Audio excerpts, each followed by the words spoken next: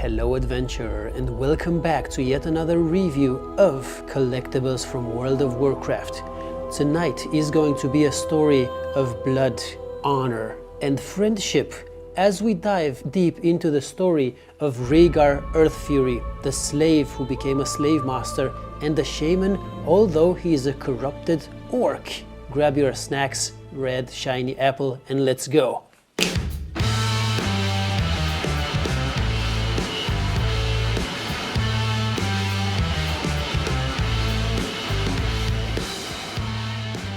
Okay, so I will open my lore book here, which by the way I'm making extremely good progress on and I am proud of, on page 47 where I wrote the lore of Rehgar Earthfury. So before we go into the statue, let's talk about Rehgar.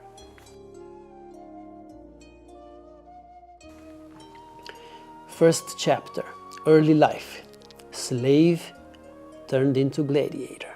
Rehgar, he was born on Draenor as a part of the Warsong clan, the same as Grom Hellscream. And if you are very interested in the lore, then you know that the Warsong clan was the first clan to drink the demon blood, Manaroth's blood, and become a corrupted orc with the help of Gul'dan. Rehgar, he was enslaved during the chaos following the orcs' demonic corruption and the invasion of Azeroth. So they were enslaved in those camps where Thrall also was enslaved. He then went and became a gladiator in the arenas of the Eastern Kingdoms. That life was a brutal life, a bloodsport life. He eventually fought for his freedom and won it, proving his strength and will as a gladiator. The second part is becoming a shaman. After regaining his freedom, Rehgar sought redemption and reconnected with the elemental spirits. He became a shaman under the guidance of Thrall, which was a very rare path to take for an orc from the corrupted clans. Keep in mind, you don't need to keep in mind, because I already said it, the Warsong clan were the first ones who drank the demon blood from Manaroth. Grom Hellscream was the very first orc to have drunken it. So Rehgar actually found a spiritual purpose in this balance, guidance and strength, rather than finding the balance in his conquest, like most orcs, especially the corrupted ones do. Chapter 3, Master of the Crimson Ring. Rehgar became a gladiator, team master, in a brutal fighting organization called the Crimson Ring. The Crimson Ring was an underground network that held tournaments, and these tournaments for the gladiators of the Crimson Ring were organized in hidden venues on Kalimdor, like for example deep forests or abandoned ruins such as Dire Maul. The combat was to the death. Period. Rehgar owned and trained gladiators, with the most notable being the trio called Team Rehgar. And this trio consisted of Bro. Oh, I'm being serious, come on. Brol Beermantle, who was a Night Elf Druid, Valira Sanguinar, who was a Blood Elf Rogue, and the warrior Logosh. Have you heard that name before? He was a mysterious amnesiac who was found washed ashore, fighting a crocodile barehand. So when Rehgar saw him, he kind of had a chuckle, and then he named the warrior Crocbait because of that. It turns out that that warrior was the warrior half of Varian Rin, the human king of Stormwind.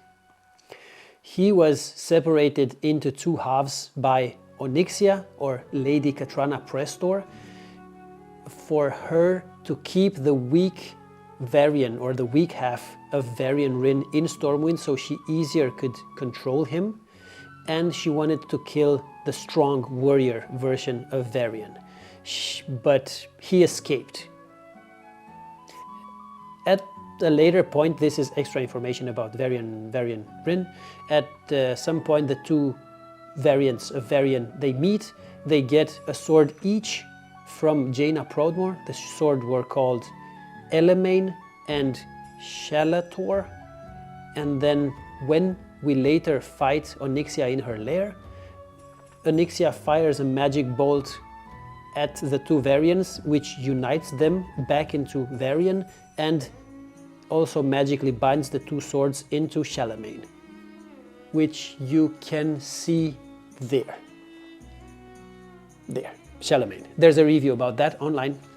See the channel. Okay, Rehgar, he actually develops respect for his team because they were just fighting battle after battle after battle. They were growing as a team, they were becoming super good, and they were making Rehgar a ton of money. They had all the money that they needed because they were so good and they were winning all the tournaments. So Rehgar develops this respect for his team, even for the humans and elves. This was very unusual for an orc of his generation. Remember, we're talking about times before Thrall became a pacifist, especially as a corrupted orc. This was unheard of, basically. Rehgar eventually releases the gladiators from his service, showing his growth and sense of honor. Rehgar. So he is becoming a shaman, he was a warrior, he was a slave, and what's going on with him now? Chapter 4. Legacy and current whereabouts. Rehgar is still alive at this time today, but he's not very active. He has last been seen as a member of the Horde Leadership Council after the battle for Azeroth. Some say that he is laying low to follow his shamanistic path, but that is unofficial. With that, Rehgar represents, his legacy is the reclaimed identity of the orcs. Once they were slaves and monsters, now becoming honorable warriors and spiritual guides. Rehgar Earthfury. He bridges the worlds between violence and peace, understanding both the gladiator's rage and the shaman's calm. Ladies and gentlemen, Rehgar Earthfury.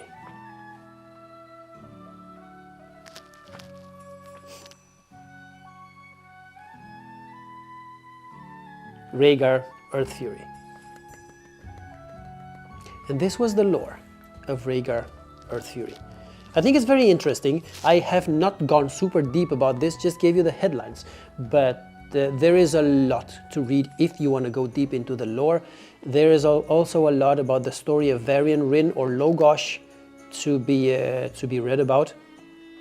I think Rehgar has a very interesting story with a good message of you being able to change your identity.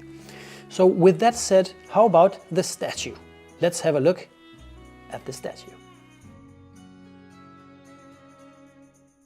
Here with me I have the statue of Rehgar Earthfury, and Rehgar comes in at an impressive height of 20 centimeters. A good number, a good number. The width of Rehgar Earthfury is 13 centimeters. 13 centimeters in width, and if I were to look at his depth, which means a parallel from his horns here to his claws, it's also 13 centimeters in depth, just to be safe that you don't damage these. 13 centimeters in depth. Fantastic. Lastly, do we need to put Rehgar on a diet?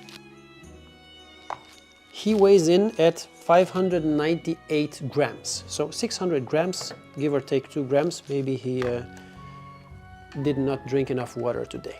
So 598 grams here, Rehgar Earthfury. The very first thing that captures my attention is that his cape, which is a wolf, comes off very easily, and it can come down and make an extra accessory that could look good on the floor right next to Rehgar here.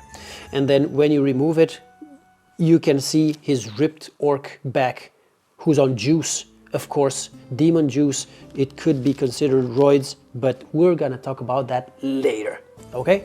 So, if we look at the statue from the very bottom and going upwards, I will use a Warglaive of Azinoth that's 3D printed to show you the details. From the bottom, you see his feet, which are extremely detailed. I really enjoy, I do not have a feet fetish, and I have seen The War Within, I've played it, and Rehgar's feet are not Xalatath's feet, they're just massive, but they're very well detailed, and the sandals that he's wearing, they are 3 millimeters thick as the sole here, and they're very well detailed. I appreciate, in a weird way, this orc's feet, because they're detailed. There's something wrong there, but you know, they look cool. They look very hulky. It's very Hulk feet. That's my description. He then has a skirt or a kilt, very shamanistic kilt, that is made of leather. I'm pretty sure this is leather because I can see the sewing here. 1, 2, then here as well, again, really many parts this kilt consists of. The material of this is a plastic that's very thick and rigid. It's very thick and rigid. Good. What else? As we go up through this stitched kilt of his, we can see an amazing shamanistic belt that's hanging here, with a wolf supported by a skull from a bird, or not supported, but just like there's a skull hanging here with some feathers, a tail from some sort of an animal here, and then some tusks and some more fur, and kind of a fox symbol down here in the middle of his belt. I'll turn this around so you can see it. So kind of a fox symbol here. Beautiful. Otherwise, to the sides, both left and right side, I don't know what these are. It looks a bit like fur, but it looks also like some cloth, some linen, something that's colored blue, both to the left and to the right. We can see also that if we turn this around, the belt is very nicely made with chainmail or chain links. And this is very beautiful. This is very beautiful. If we continue upwards, then we can see the completely not natty nature of this demon blood corrupted orc from Draenor as a part of the Warsong clan who drank the blood of Manoroth, that he completely got juiced and jacked because of that. Striations, all of his obliques are here, striations on his upper abs, that's at 5% body fat, you get those, right? Then you see his pectoral muscles also very defined, and with striations between the pectoral muscles, it makes sense. The quality of the statue is good enough that you can see the collarbones, both sides, left and right, and with crazy vascularity down here on the sides. And of course, or not, no, you don't see the bicep vein on him. You only see pectoral veins on them, and you see some veins down here, down the bicep, down the forearm. So that's kind of okay. Turning him around, you can see a completely ripped back. All the way with the Christmas tree here. Yes. Deltoids also super well developed. Traps just jacked. No hair, because probably the demon juice made him lose his hair or something. I'm interested to seeing his eyes, and I think they had an attempt to paint these red, because corrupted orc eyes glow with red. And these are red painted, but it's very, very faint. It's very, very faint. You cannot see it on camera. I can barely see it when I go close to it. His tusks are very well pronounced, very yellowed. Very large tusks, which is a sign that he's had the demon blood. This is also a side effect, that the bones get exaggerated. And the teeth are a part kind of the skeletal structure of the orcs. Good, enough about training. Next is his most iconic part, the shoulders, the shamanistic shoulders with the wolf, which are the same, and this is also a tier set. I am ashamed that I do not know which tier set this is. Is it tier 2? Must be tier 2. Let me know in the comments below if it's tier 2. The shoulders, amazing, good details, very weathered, gray color with a lot of black weathering and vintaging, if that's even a word. You can see his gloves are leather, his wrist wraps are fur. They must help. And then on the other side, he also has the exact same. Leather gloves, fur wrist wraps, and a nice detail. His fist weapon comes off very easily, maybe too easily.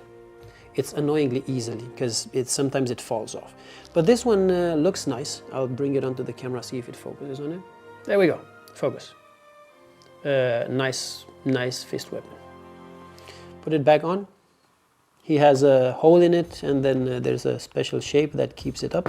And that would be it. Then we haven't discussed this. On the inner side, it's quite simple. It's a wolf hide, and it has eyes still on, nice ears. Quite stiff plastic, to be honest, quite stiff plastic, but with a good painting. I like that you can see the claws here and here as well. And then also, you can see some braids. You can see some braids here from the wolf. I think this is a very nice detail, not required of them to do it, but I think it looks really, really cool. The way this clicks on is because of these two parts, and it just fits very snuggly. Is that even a word? Snuggly here, and covers the back of the shaman orc. Very, very good details, I would say, for this size. Of course, I will compare it. I'm going to compare it with Illidan, because I always do that. Come, Illidan. You took my Warcraft? I 3D printed several of them, Illidan. I 3D printed 2 for you too. You are not prepared. Come on, here. If I were to compare the two statues, oh, this is going to be an interesting battle. So if you look at them, I'll put them here in the middle so you can look at them. Hopefully the contrast is good. I think the painting is sharper on Illidan, but that's because he has these sharp tattoos. But then if I look back at the eyes of Rehgar, they're also extremely sharp, very small and detailed. I think the weight of Rehgar makes it special. It's very dominant, it's very nice and chunky, solid. Whereas again, just like with Vindicator Maraad, Illidan is just more agile, and so he be, because he's a demon hunter. So the details, this has more details in the physical attachments to his statue, whereas this has better details on the painting. I also have the full version where I didn't 3D print the warglaves, which are very nice and very detailed and very well painted and somewhat transparent. No, the warglaves are transparent in a dark green for the demon form of Illidan, of the Illidan statue. Whereas for this form, the warglaves are gray. They are gray. So now that we're there, I might as well bring in Maraad, so we do a comparison, because these are both solid. So let me just pull this a bit back, because Maraad is too fat to be in the camera. So you can see these two. Deadly enemies, by the way. Maraad hates orcs, absolutely hates orcs, especially the corrupted ones. And I think these could have a nice duel between each other. The light is on my side. Never mind. So these are two statues that go very well together as a big fight between the Alliance and the Horde. Now, final words as I remove Maraad from the picture. Final words. Should you get this? Should you buy this one? It depends. Thank you for now. No, it depends. If you are a definite classical Horde player, then especially if you're playing an Orc Shaman, this is a clear go. I think so. This looks good, feels solid, has good details, stands. You know, some of these action figures are very flimsy on the table. This one's not going anywhere. It doesn't even need a stand because you have these feet. Again, his feet. But you have these feet who are just massive, and then he just stands there. He's not going anywhere. So these are my thoughts about the statue of Rehgar Earthfury. What are your thoughts? What do you think? Is this a statue you will keep? Let me know in the comments below. You know what, also you could let me know in the comments below whether you're liking this format. I just introduced this lore book that I'm writing, and I am super proud of this. I think it works super fine in this universe and in this theme, and I'm constantly upgrading and writing things into it. Do you think this is a good idea? Let me know in the comments below. And with that said, I am looking forward to seeing you right here in the next video that I'm making. Wishing you a fantastic evening, and I'll see you in the next video. Bye!